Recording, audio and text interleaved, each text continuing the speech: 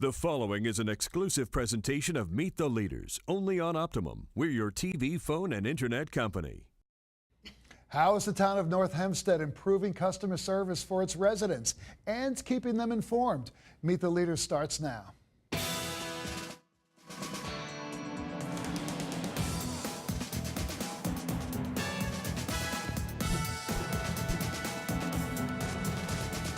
Hi, I'm Pat Halpin. Welcome to Meet the Leaders, the show getting you to the heart of local government right here and right now. Joining us is the supervisor of the town of North Hempstead, Judi Bosworth. You know, this is the first time you've ever been on Meet the Leaders, and I was starting to take it personally when you were a county legislator.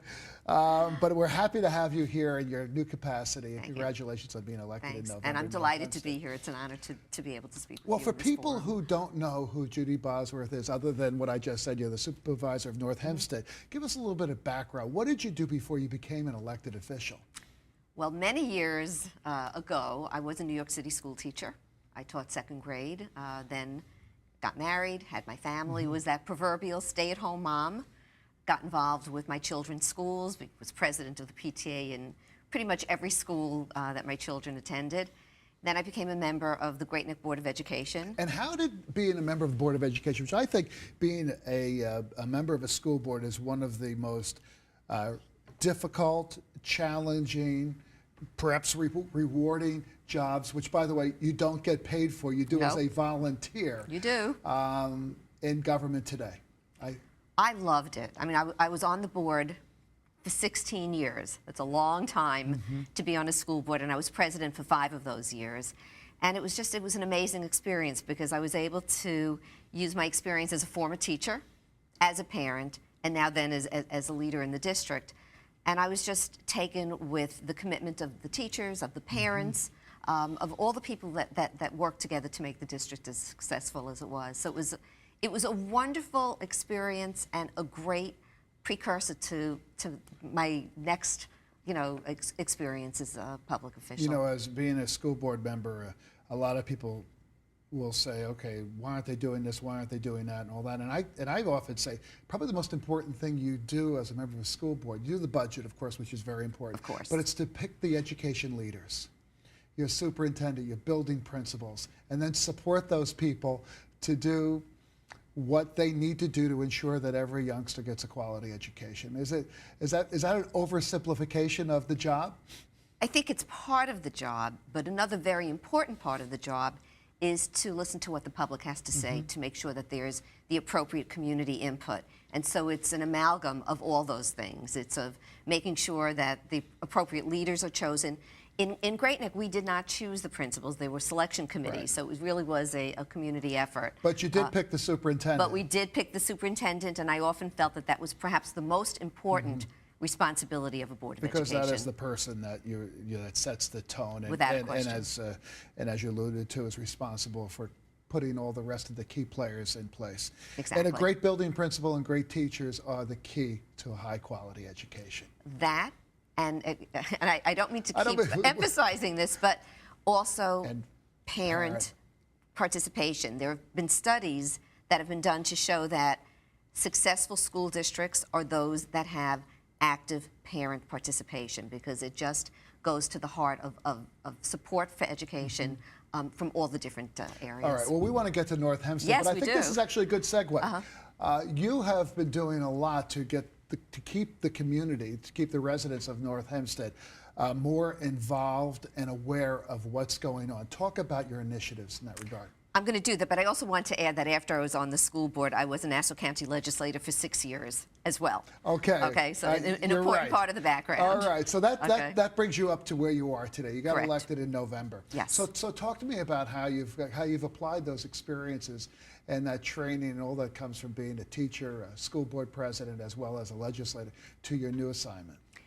What I believe strongly is that government, all forms of government, whether it's a school board, whether it's a county legislature, or town government, all government, needs to be open, needs to be transparent, and needs to be available to the people. So starting right from the beginning, at my very first meeting, the first thing that we did was we moved the public comment to the beginning of the meeting as opposed to the end of the meeting. So now in the town of North Hempstead, if you have an issue that you want to discuss that's not on the calendar, and you come to the meeting, there's a half an hour that's devoted to that public comment. If it goes beyond that, then you do have to wait to the end of the meeting because we do have to do the business of the town.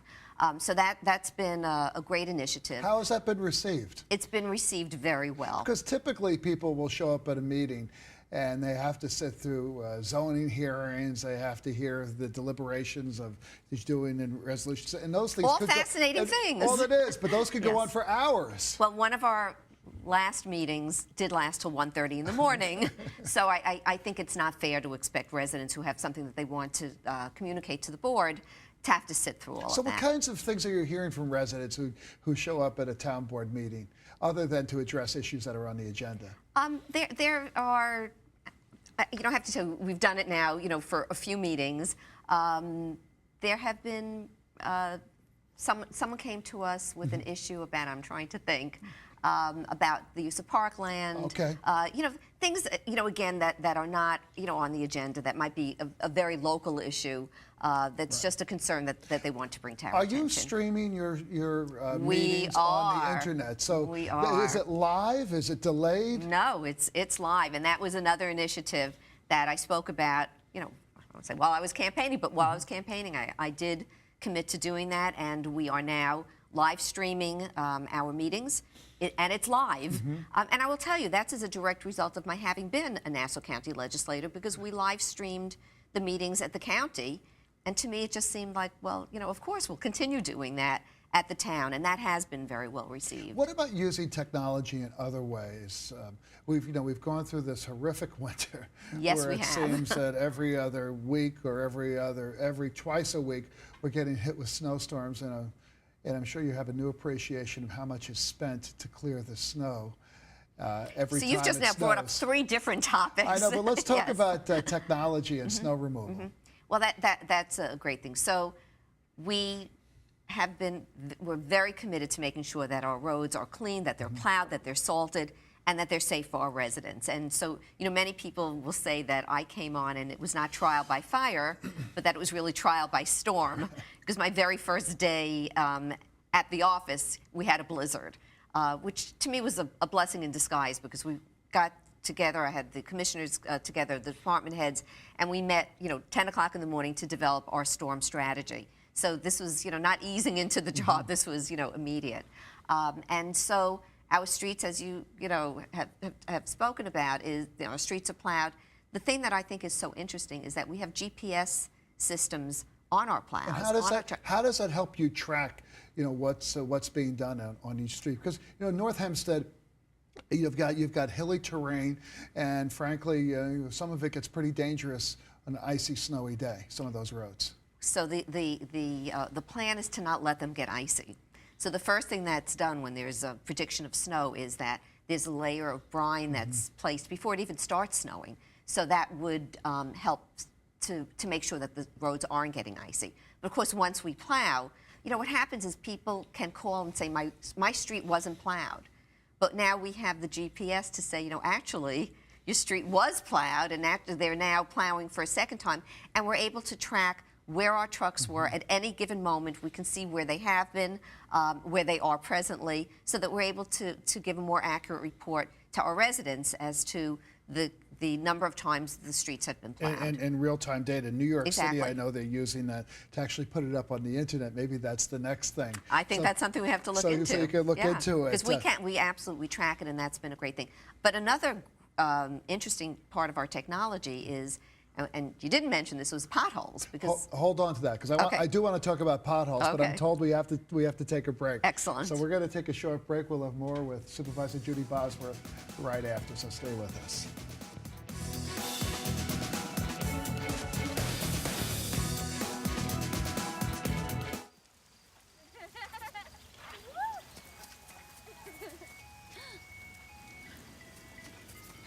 Mom, can we get some ice cream? Please, Mom, please. No, we're having dinner soon. Please.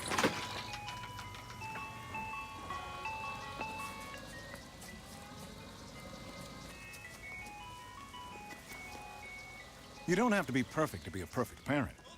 There are thousands of children in foster care who will take you just as you are. Frank, did you touch the router? Not me. Are you sure? I didn't touch the router, Grace. I saw you by the socket. I think I would remember unplugging the router. Well, I can't connect. Not my fault. Can you check? Tell you, I didn't unplug anything. I'm gonna call them. At Optimum, we know some problems are easy to solve. Dang it. When they prove a little more complex, we're here 24/7. You fixed it. No wonder more people choose Optimum Online than any other internet provider.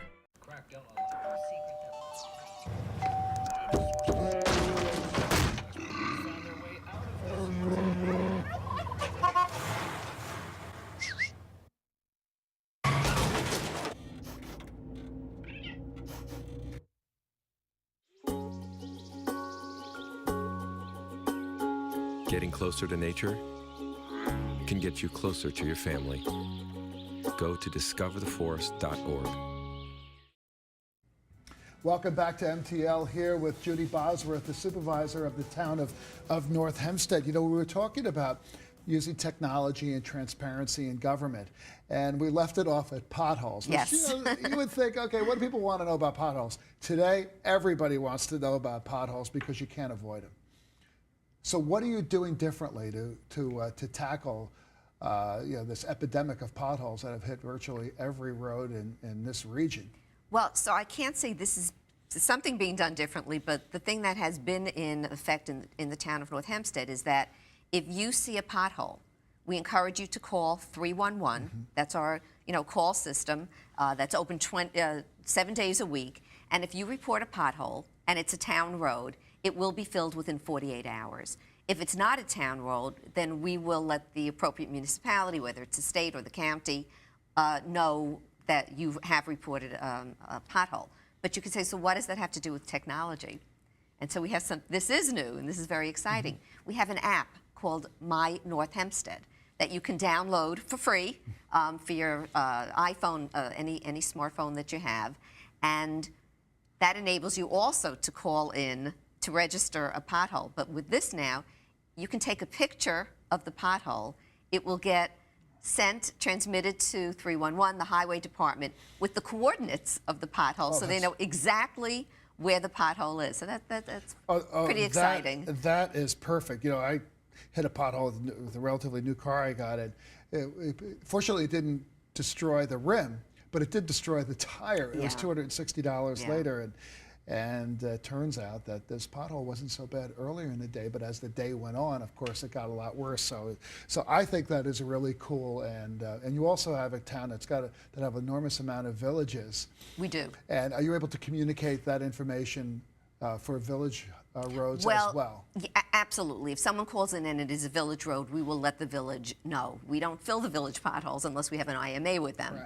Right. But absolutely. Okay. This is a service so that we want to be corresponding and communicating with our residents and make sure that they have the ability to let us know whatever it is that is on their minds. And you know what else?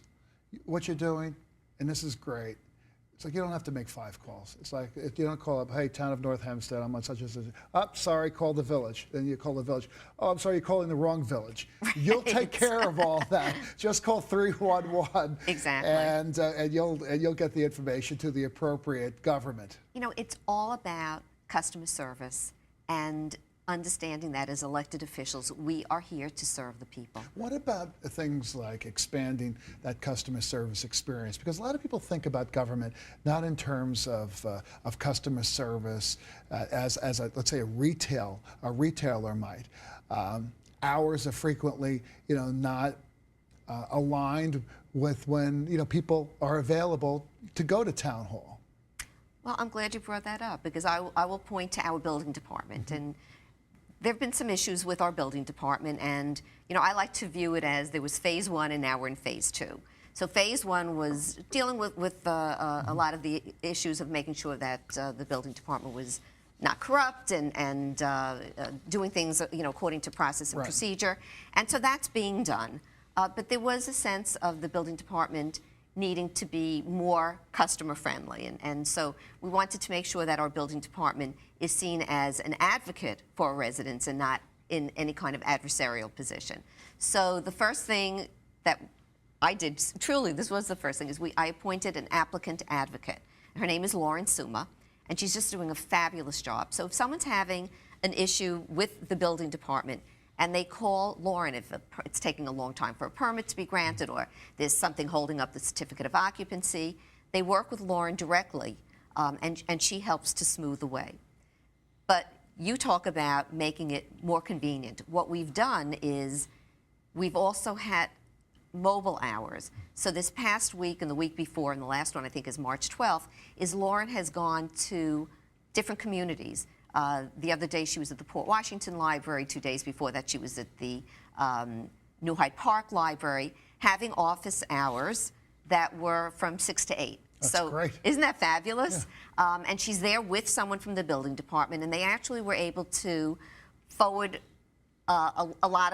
take care of a lot of issues. And then if there are any things that need more work, the people then work with Lauren the following day. But they knew exactly what they needed to gather for this application to be reviewed, processed, and approved. Exactly. And so another thing that we're doing to try to make things more consumer friendly is we've revamped our website, because forms were online, but they were somehow not easily accessed. So now the forms are all in one place. You go to the website, you go to, forms, and every form that there is can be downloaded. And the idea is we want to work with our technology so that people can not only download forms, but actually submit them online. We'd like with the building department that there'll be a way for people to pay their permit fees, the different fees online, so that they don't have to come to the building department. We're looking for ways to streamline things so that it is more convenient, more accessible for our residents. And recognizing that people get home late from work and they say, let me download that form, let me put it all together. I'd love to be able to scan it and send it in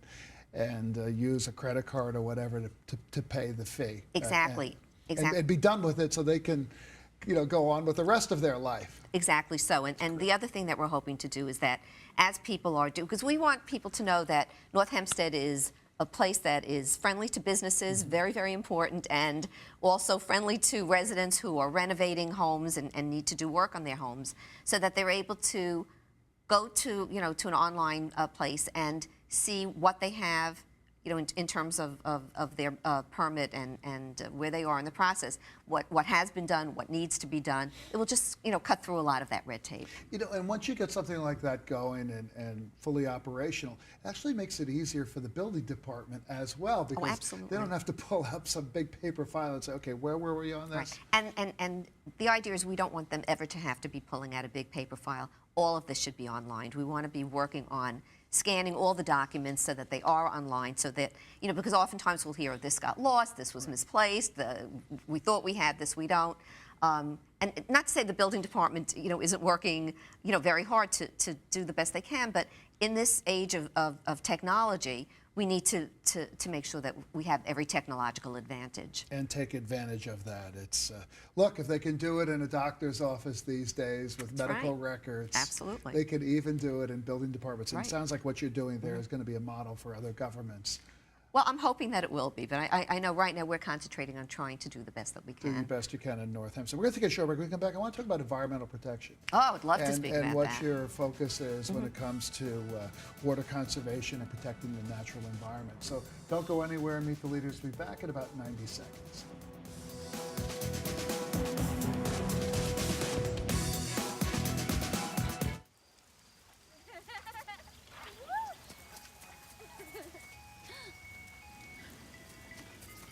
Mom, can we get some ice cream? Please, Mom, please. No, we're having dinner soon. Please.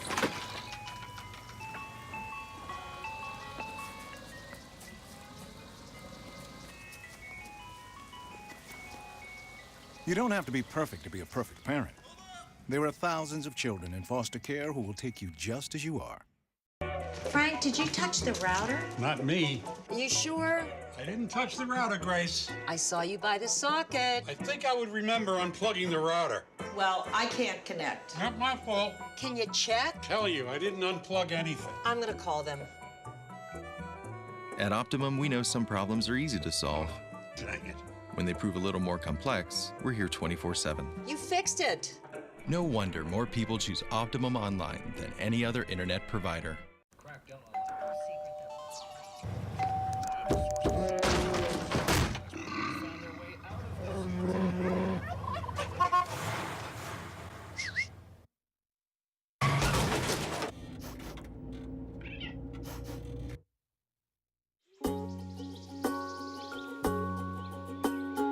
Getting closer to nature can get you closer to your family.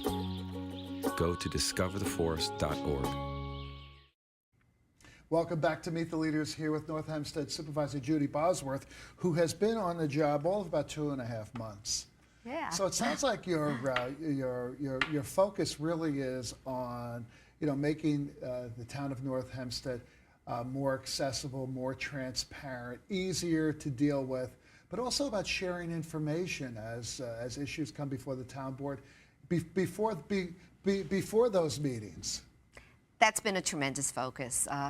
When I first got to the town, I was told that there was going to be a vote on solar panels on landfills in Port Washington. And my first question was, does the community know about this? And in fact, not so much. So we did not put it on the agenda, although I was told there was a deadline for a grant. It was supposed to be on January 7th. January 8th, what we did was we had a public meeting in Port Washington where we spoke about the issues and the concerns that people had, and then it was put on the agenda for, I called a special meeting the following week, and there were still many questions that were left unanswered. One of the important things was that there is an advisory committee that had been set up by a court decree saying that anything having to do with the landfill needed to be discussed with this committee, and in fact it had not been. So I am all in favor of solar panels. I think anything having to do with alternative energy is something that needs... Putting them on top of a landfill seems like an ideal thing, but you still have to talk to folks about it. Had to be vetted. We had to have the questions that were asked answered so that people had a sense of confidence in the way that it was going to be done. And in fact, that wasn't the case, and so we did not vote to do it. Not that we don't want to look at things of that nature in the future, but very important that our public has the information they need. And look, to rush it through, look, that is a landfill that's been the subject of a lot of discussion, litigation, and has been a source of enormous problems. And I know how serious the folks are up in Port Washington are about making sure that that things are done properly there. As they should be. And Right. so it's great to have a community that's as involved as the Port Washington community and as so many of the communities. Well, it goes in back to your Hempstead are. days as an educator and as a school board member. I'm sure when you were teaching school in second grade, you loved having those parents involved with their children. Yes. Because, it made it easier for you. Very, very important. Yeah. Another example is there was an issue with the Roslyn Water District with, unfortunately, a well that's contaminated and needs to have remediation. And now what does the town have to do with it? It's the Roslyn Water District. We don't have oversight. However, we do have the authority for bonding. Right. And the many residents in Roslyn who were not fully aware of what some of the issues were.